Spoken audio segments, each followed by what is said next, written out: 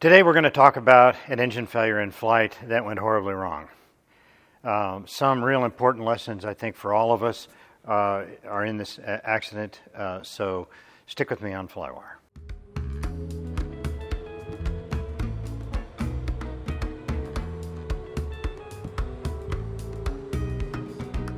Hi, I'm Scott Perdue, and today on FlyWire we're going to talk about the V35B November 2 Uniform Zulu that experienced an in-flight engine failure in cruise flight about 6,000. What I have come to learn about GA pilots is that in emergencies they are ill-prepared to react to in an appropriate way.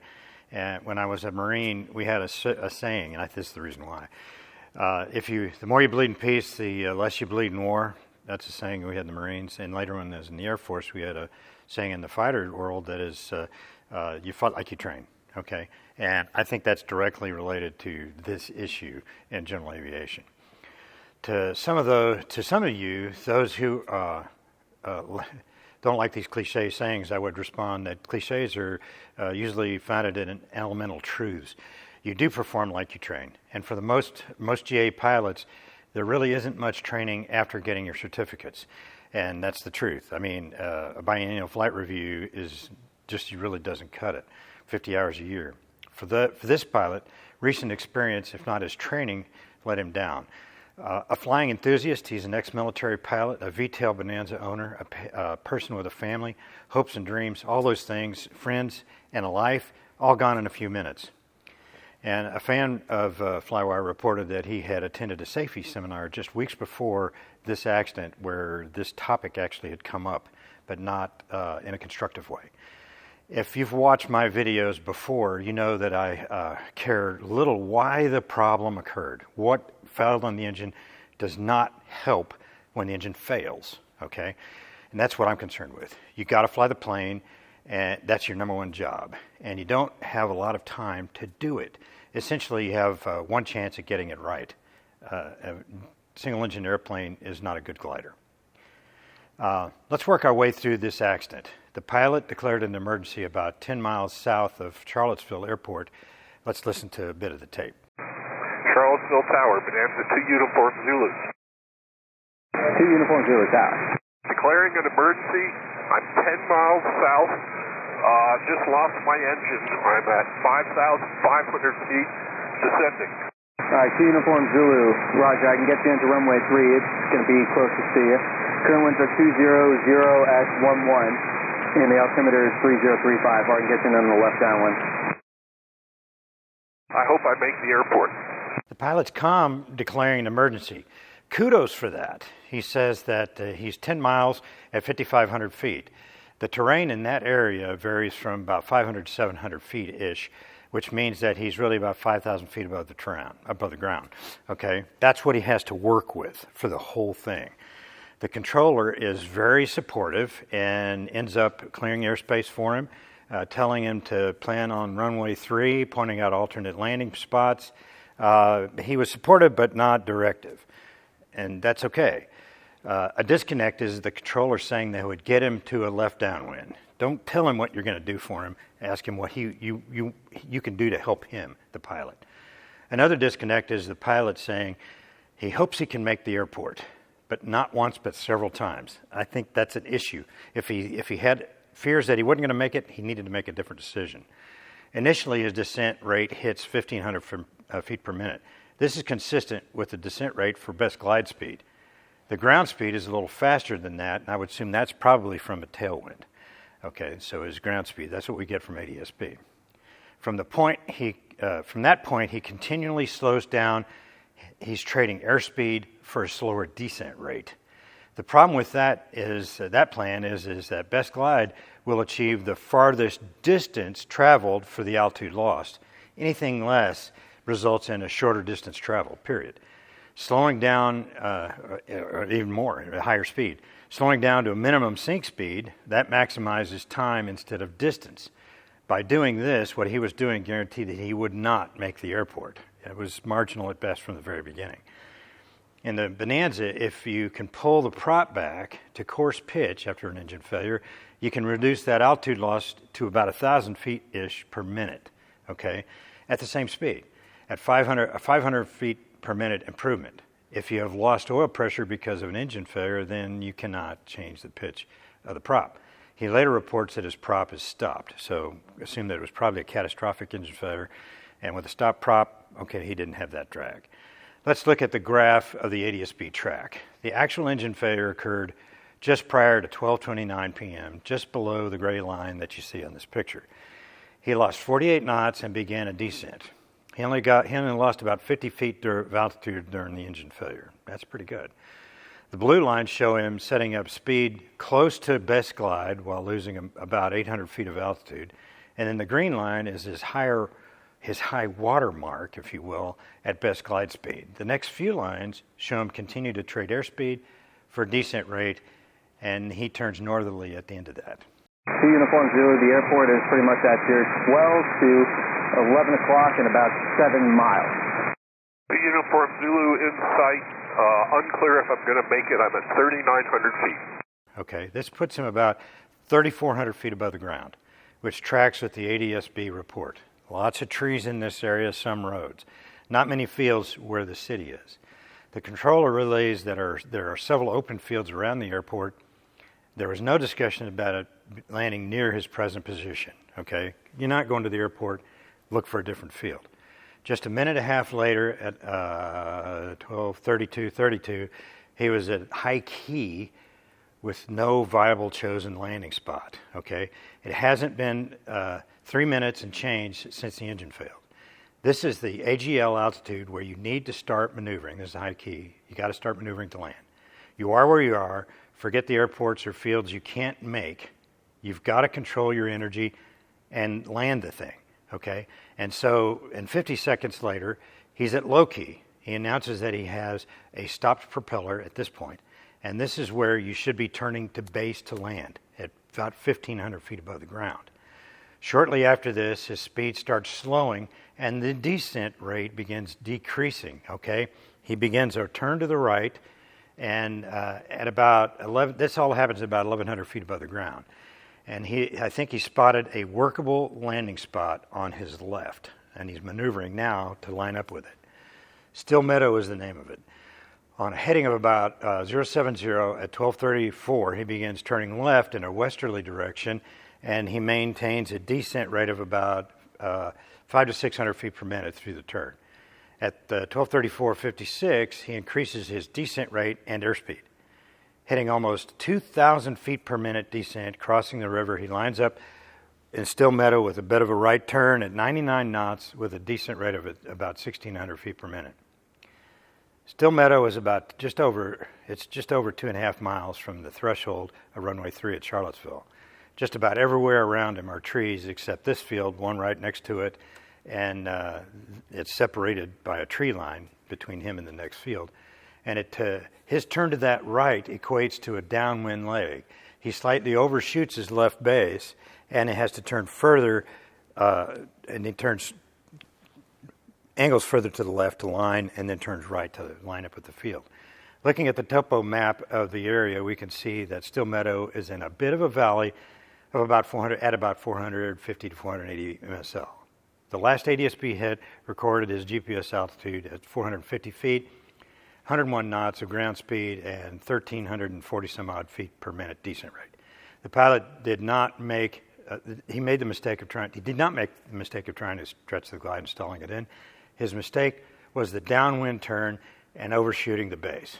A simple left base and controlled speed closer to an appropriate landing speed would have worked better instead. Okay, the pilot flew too fast and used up his altitude, and that big base turn to the right, which led him to rushing the landing, trying to make sure he didn't overrun the field.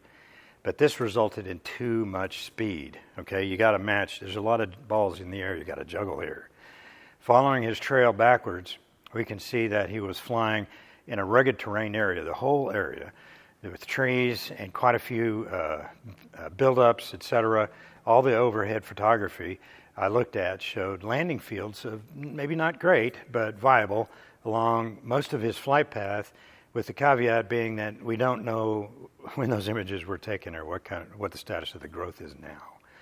Suffice to say that it was a difficult situation that he found himself in. Okay, so what should he have done? When he first contacted the Charlottesville control tower, he had already lost 1,000 feet of altitude. Fair enough. This is the startle reaction, possibly an attempt to get it running again. He reported that he was at 5,500 feet. The important thing to recognize is that altitude was MSL, not AGL. In truth, he had less than 5,000 feet to work with. We talked about that before. Those famous glide rings on ForeFlight and Pilot and other things show how far you can travel, and they do account for winds using your GPS altitude, which is not MSL, and it's not necessarily AGL either. It is a construct, okay, GPS altitude, to normalize an altitude reference for GPS. That's it.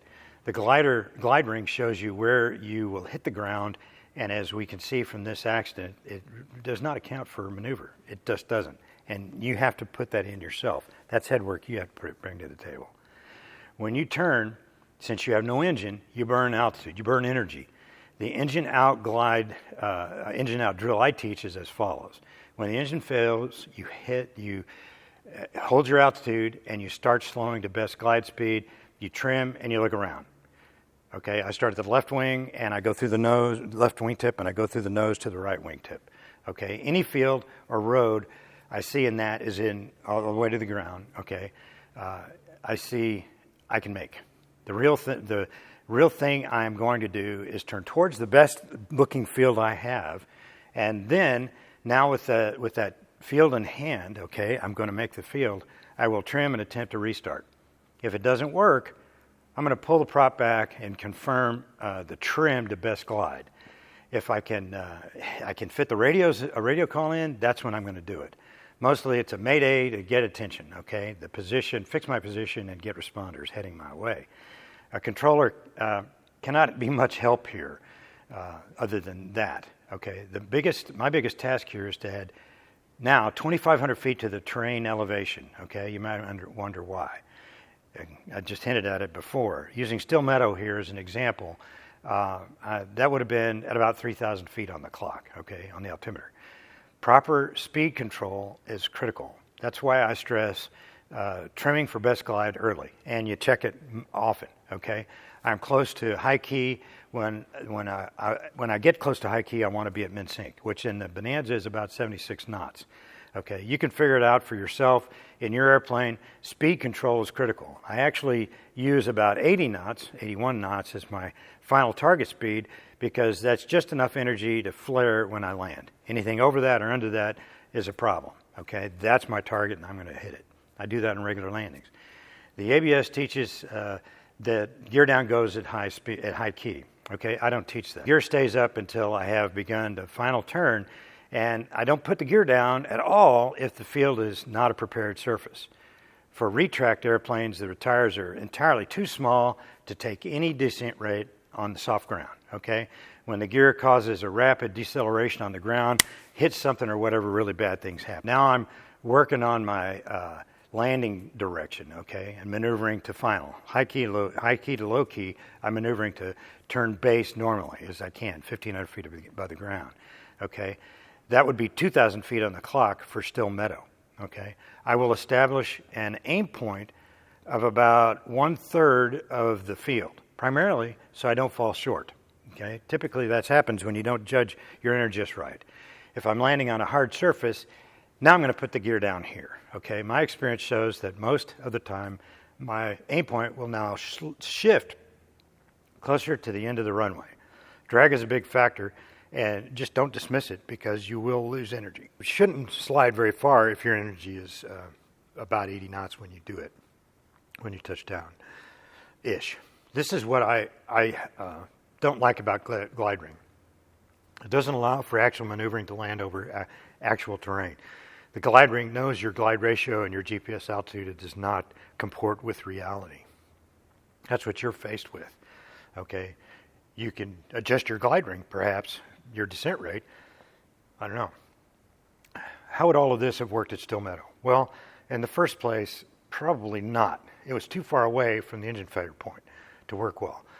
Where the pilot turned right for a modified downwind, he was about 1,100 feet, which if he just flew straight to a left base, it would have been a very low turn, a little scary, but it was workable since he had about 20 knots to shed, speed to shed anyway.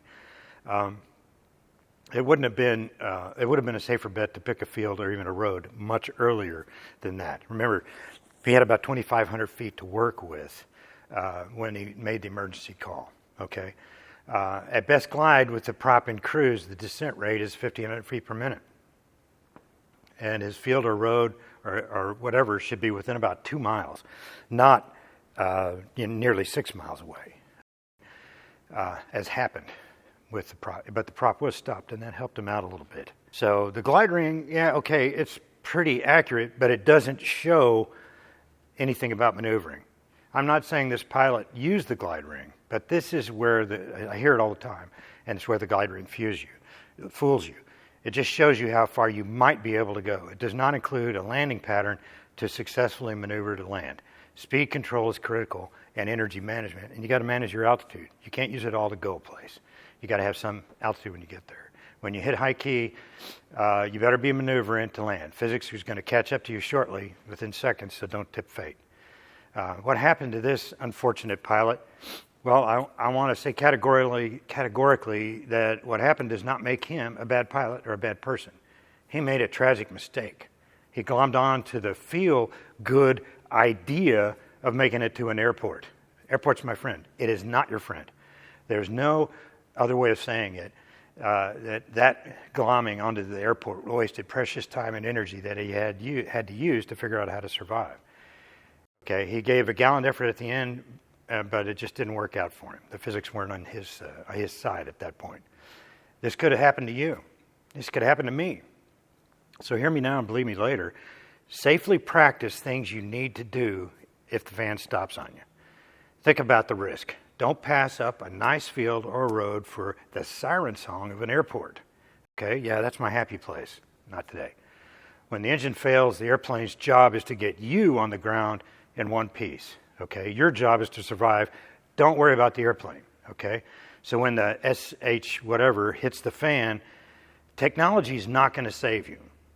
Don't get me wrong. I love tech, but it has its limitations. Be old school, look out the window. That's where you're going to find your salvation. It's not going to be on a screen, okay? This is all about aeronautical decision making. I think so. I think it really is. Fly the airplane, manage your energy. An airplane is a poor glider. You don't have much energy to begin with without that engine, so you have to live. What I want you to do is live to tell the story. If you practice what you can as a proficiency exercise, your chances of survival will go up when the SH whatever hits the fan, okay? Fly like you train. Thanks for watching, and see you next time on FlyWire.